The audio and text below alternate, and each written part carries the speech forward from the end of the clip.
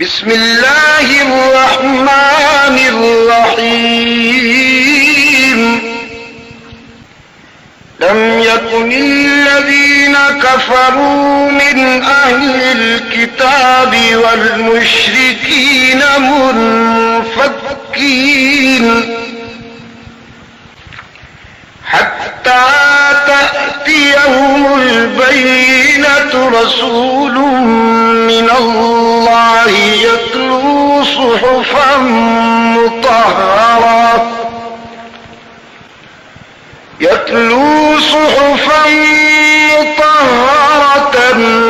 فيها كتب قيمة وما تفرق الذين أوتوا الكتاب إلا من بعد ما جاءتهم البينة وما أمروا إلا ليعبدوا الله مخلصين له الدين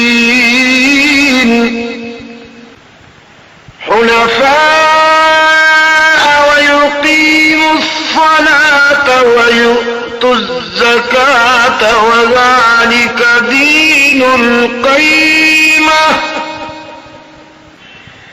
إن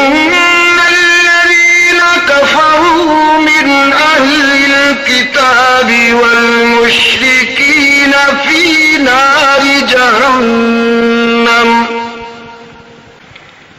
خالدين فيها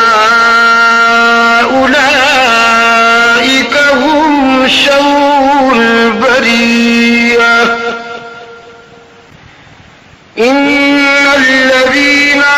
آمنوا وعملوا الصالحات أولئك